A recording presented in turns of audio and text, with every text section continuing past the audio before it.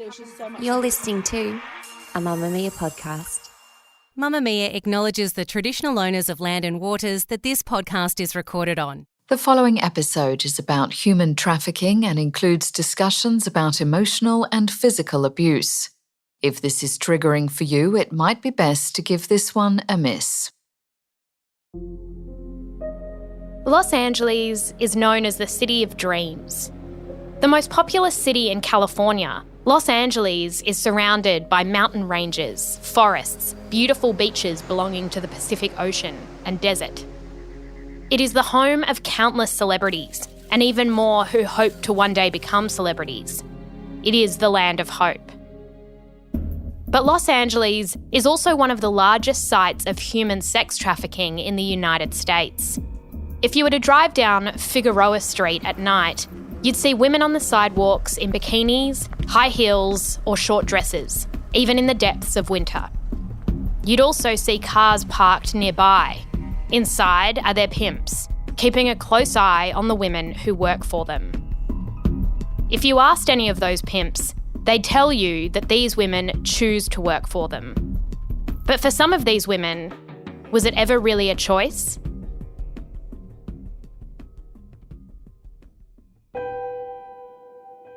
I'm Jessie Stevens, and this is True Crime Conversations, a Mamma Mia podcast exploring the world's most notorious crimes by speaking to the people who know the most about them. In today's episode, I'm speaking with investigative journalist Mariana Van Zeller, the host of National Geographic's documentary series Trafficked, which explores the most dangerous black markets on the planet. We're discussing her episode on pimps, regarding the business of illicit sex in America.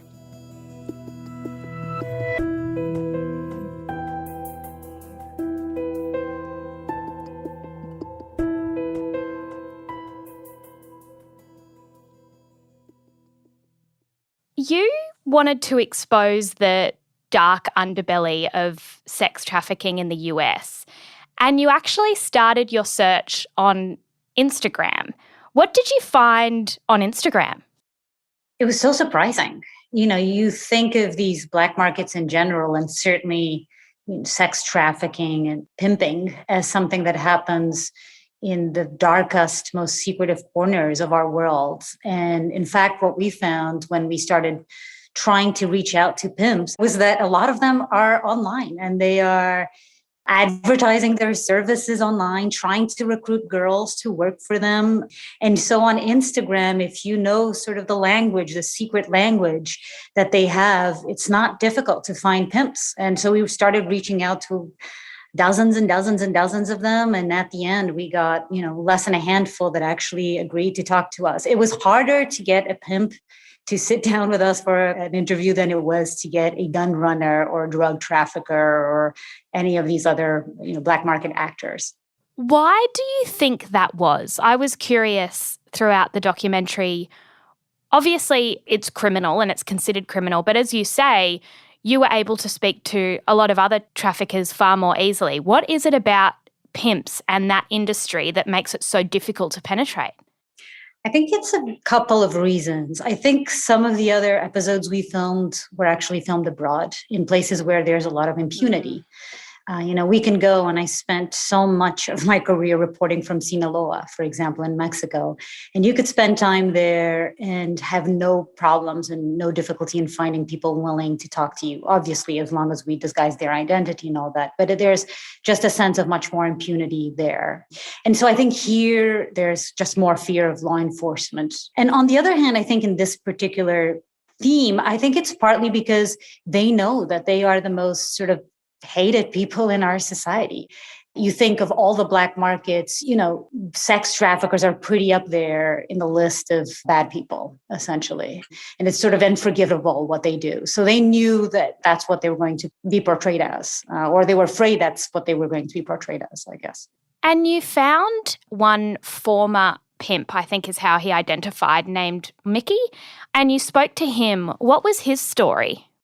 Yeah, Mickey Royal. He was sort of our opening into the whole thing because he's sort of a former pimp. He'd spent a lot of time in that industry, if you may call it. He knew a lot of people. He knew exactly how it all worked. And he'd actually written a book. And I cannot remember what the book is called, but it's sort of the one-on-one on pimping.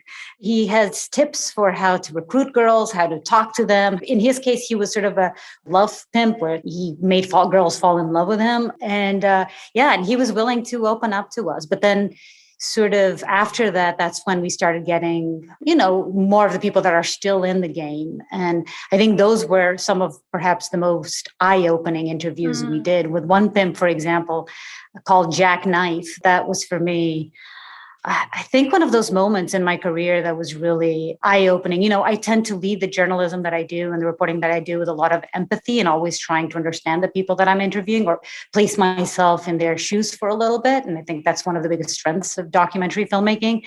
But while filming Jackknife, that was hard, but then something happened in that interview where it sort of switched. And that was really revealing of where they come from and why they do what they do. What was Jackknife's story? He starts by talking about the business and how he does what he does and what he does to the women. And I remember asking him, so are you ever physically violent to these women? Because we know that the emotional violence is there, present practically all the time. But the physical violence actually not always happens. And he said, well, there was only once actually where a woman tried to leave me and I found her and I basically cut the soles of her feet with a razor blade. And, you're listening to these stories and the way he was talking about these women that work for him, it was really hard for me to not just want to leave that room. We're in a small motel room in LA, and I just wanted to, run out of there as fast as possible. But then, you stay and you start asking questions and about where he grew up and why would anyone want to be a pimp in the first place. And you start listening to his story about how in the neighborhood where he grew up, the heroes, the ones that were really able to provide for their families were the pimps. And then sort of your mind starts, obviously you never condone the act. It's awful what he does, but at least there's a little bit of an understanding of why a person like him becomes a pimp. And I think that is key to all black markets, is sort of understanding what's at the root cause of all these black markets. There was an interesting discussion about how these men are able to attract women, whether it's on the street or at a nightclub. And there was a fascinating Jan Brady analogy that one of the men made about how you might attract a woman who is insecure or feels a little bit eclipsed by those around her. What did he say about how he manipulates women into working for him? Yeah, it was so interesting. Basically, he says you never go after the most beautiful girl in the room. You go after the girl that you think has sort of less confidence, less self-esteem, because that is the girl that is more likely to then, either fall in love with you or decide to work for you or, maybe it's an easier target of sex trafficking, essentially. And that's not something that I think most people know, even though, I have done a bunch of documentaries about sex trafficking before this. Most of them, we spent enormous amounts of time with victims and had never actually been able to spend time with the sex traffickers or the pimps themselves. And the idea behind this documentary was exactly that. Why don't we try to flip it and try to sort of spend time with these people, see how they operate, why they do what they do, and really try to understand it. What else did you discover about the culture of violence between pimps and sex workers? There was that case of slashing of the feet, which was horrific. Is that customary, that violence is being used against these women, either to keep them in line or to make sure they don't leave? Sometimes, but not always. We spoke to other pimps that was just not the way they operated. One of the methods that they recruit, for example, that was sort of surprising to me was when we were interviewing Chill and Miss P, who's actually a female pimp. They go to these nightclubs and they have these parties in the sort of VIP area of these nightclubs where they're, drinking champagne all night and having such a fun time, and they have drugs and all of it. And then you have all these beautiful girls. That's how they speak. You have these girls looking and wanting to be a part of this group. And then they take them home and they sort of give them a little bit of a slice of what their lives are like. And then there's like, okay, now you've done it for 3 days. You've been partying with us. We've given all of this for free. Now you have to go and meet with this client. And it's really, really tragic. It's really tragic. It's horrific. We found that a lot of the girls, the women that sort of go into this life are women that come from broken homes. Yeah, that just, are the easy victims. Did you discuss with the pimps what sort of money they make and what cut they're getting from their, I suppose you'd call them employees, which are the women going out and selling their bodies? What kind of cut are they getting from each interaction? Sometimes over 50%, sometimes even more. It was definitely the sensitive subject, strangely enough. They never wanted to give us specifics on money. But I do remember a few of them talking about, there was one girl, for example, that we interviewed who worked for Chill and Miss P. And she starts telling us how the majority of the money, the vast majority, I think over 90% of the money she makes, she just gives to Chill. And sort of like for her, the way she rationalizes it is that he is her bank. And instead of having it at the bank where she said, who knows what can go wrong or what can happen, at least it's somebody that I trust that is taking care of that money. And I asked her, but aren't you afraid? Or don't you think he's taking a cut? And she says, I don't really care because he's taking such good care of me. And again, in a lot of these women's backgrounds, you hear stories that these are the first men that they think actually care about them. It's so distorted. And you actually interviewed some of the sex workers about their experience. Why do they choose to go into it? There was one woman in particular you interviewed who I think was a nurse as her day job. And that begs the question why you would enter into another job like this at night. What was their rationalization? They were saying that in their case, and there is a valid point to this, absolutely, they like sex and they don't see a reason why if they want to have sex with strangers, why they shouldn't. And there's a chance that they can make money out of that too. Why shouldn't they be paid? Having done a lot of stories on sex trafficking, I've also spent time with people who are, sex workers and are voluntarily so. They like what they do. And, there's a lot of discussion to be had on the legalization of sex work. And I think sometimes those two tend to be mixed up in the same bowl, and it's not a good idea. It's when we start referring to all sex workers or sex trafficking victims, we're doing a disservice to the real victims. What's the difference between someone choosing to be a sex worker, maybe because of their experiences or because they've come from a broken home, as you say, or actual sex trafficking? What's the difference between the two? One is done voluntarily and the person is not being coerced. And in the other case, in sex trafficking, the person is being coerced to do sex against their will. And this can be an emotional coercion. It can be a physical coercion. It has many forms, but essentially they're doing it against their will. You're listening to True Crime Conversations with me, Jessie Stevens. I'm speaking with award-winning journalist Mariana Van Zeller about her experience investigating the black market of prostitution in the United States.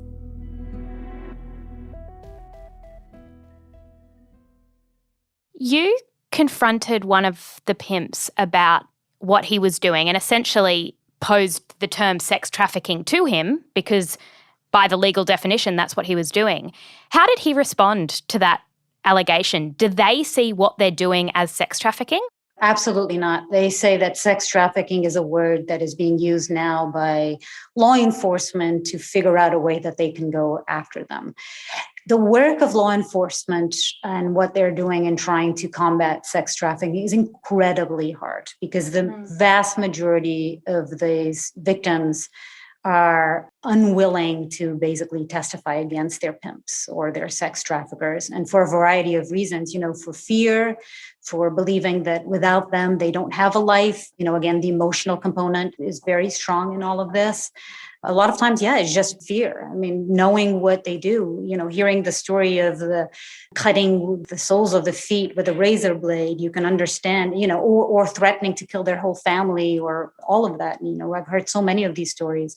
So it's incredibly hard for law enforcement to actually be able to go after them. So we spent time with the Oakland Police Department, which is a big hub for sex trafficking and sex work here in California. and seeing how they openly talked about how they've changed their tactics so many times and are still trying to figure out what works and what doesn't. They started by going out after the sex workers themselves and realized that that wasn't helping because you're, again, victimizing the victims, and that they weren't willing to point the fingers at the pimps. And then they decided that actually they were going to try and go after the Johns, who are the clients, basically, who are going after these women and try to stop demand. And by stopping demand, maybe hopefully have some sort of a dent. And then in the end, what they're trying to do right now, and we filmed with that, was putting some female undercover agents on the streets pretending to be sex workers to see if they can go after the pimps that approach them, because that happens constantly. Even if you're just out there as an independent sex worker, you are constantly being harassed by pimps who want you to work for them. And they promise, safety, and they'll tell you that you can make much more money if you work for them. And some people believe it. You were actually in a car sort of driving along, I think it's called the Blade, the street where a lot of the workers are at night. And you were saying, I've lived here for more than a decade and this is an underworld I'd never seen before. What do the streets look like? This is Figueroa Avenue here in Los Angeles, which is a very long avenue. And I've driven by it so many times. And there's this long stretch of miles of it that I had no idea, and that actually borders the University of Southern California, the campus of the university, which is one of the richest neighborhoods, with all these endowments and all this money that's pouring into this campus all the time. And right on that border, if you go sort of make a right on Figueroa instead of a left, you go down the Blade, as they call it here. And it's just miles and miles of women on both sides of the street, skimpily dressed. We were actually filmed this in December and January. So it was cold here in LA, and they're wearing close to nothing. And then it was interesting when you start figuring out what's happening. And we did that with the former pimp, Mickey Royal, who showed us how there were these three women, for example, that were wearing the exact same shiny shoes, stilettos. And he told us, that's a clear sign that they are working for the same pimp. They're part of the girls all belong, are property, as he said it, of this same pimp. And what they do, the pimps do, is they go out and they buy sort of matching outfits. That serves two purposes. One is so that they can sort of easily identify who their girls are. And then also, he said, it was just practically, it makes much more sense. Instead of having to go to several places, you just go to one, buy all the clothes and give them to the girls or to the women that work for you. Once you know that, once you see sort of, yes, the fact that there are all these sex workers 24 hours a day on this long miles of street here in LA is shocking enough. But then once you actually start digging in and know a little bit more about what's happening behind the scenes, you start actually realizing the pimps, and they're all around them. They're in cars, whether it's driving by and make sure the girls are out there and working, whether they're in a car parked. We saw a couple that were parked in cars, clearly controlling and keeping, eyes and tabs on their girls. And it's awful. It's super disturbing. And also how young some of these women are. I have a hard time. I try very hard not to call them girls and to call them women. But if you drive by down the street, you see how young some of these women are. And yeah, it's difficult to believe that they're any older than 16, 17 years old, I wanted to ask about that because when people think of sex trafficking, I think often it conjures up images of young girls. And I think we also think it's something that happens overseas or not in the US or, in our case in Australia, we think it's someone else's problem. Are there minors who are being caught up in the sex trade in the US? Oh, yes, absolutely. 100%. It doesn't happen the way we think it happens. It doesn't happen with a white van that comes and kidnaps girls. It doesn't happen with girls being chained up in back rooms. It happens very much out in the open. It happens a lot of times with women who have, a tough life, come from broken homes. Sometimes it happens with runaways. I hear that a lot where they go to, and we actually filmed with Mickey Royal, also the former pimp, where he took us to some of his favorite recruiting spots. And one of them was the bus station, the big bus station here in Los Angeles, because he knew that there's a lot of women that are coming from out of town And he would know exactly, that she looks young. She looks like she has bags, that she's just moving into the city. And those would be the women that he'd approach and try to recruit. Finally, I wanted to ask you, this is something that both sides of politics appears to want to combat, and it's acknowledged that this is a really big problem and that a lot of women are being exploited. Why is it that it doesn't appear they're getting anywhere in terms of headway and making sure that these women are protected? From your experience, what do you think needs to be done that isn't being done? Yeah, it's the $1 million question, right? But I do think that it would be great to do some prevention, not catch these crimes when they're already happening, but trying to prevent them from happening. Really what is at the core of so many of all these black markets, again, whether it's drugs or gun trafficking or, scams or, all these different episodes that we reported on for this series, a lot of times it actually goes down to poverty and inequality and lack of opportunities for people. And if you just sort of look and, try to address the problem before it becomes a problem, that would certainly go a long way. And that looks like it would go a long way for both the workers and the pimps. And yeah, you can look at it as a power dynamic and exploitation, but the pimps are as disadvantaged often as the women themselves. That is exactly true. Of course, again, by no means are we excusing or condoning what they do. By no means. It's horrific. It's the worst crime in the world, right? But I don't think we'll be able to change anything or really address the problem if we don't do the difficult work of trying to understand what leads a person to become a pimp and how can we stop that from happening. Mariana Van Zeller has been reporting on the criminal underworld for over 15 years. Her 8-part documentary series, Trafficked, explores the most dangerous black markets on the planet, from prostitution to cocaine to even tigers. You can find a link to the series in our show notes. True Crime Conversations is a Mamma Mia podcast hosted by me, Jessie Stevens. Sound design is by Ian Camilleri and our producer is Gia Moylan. If you'd like to find out more about the show, don't forget to join our online community.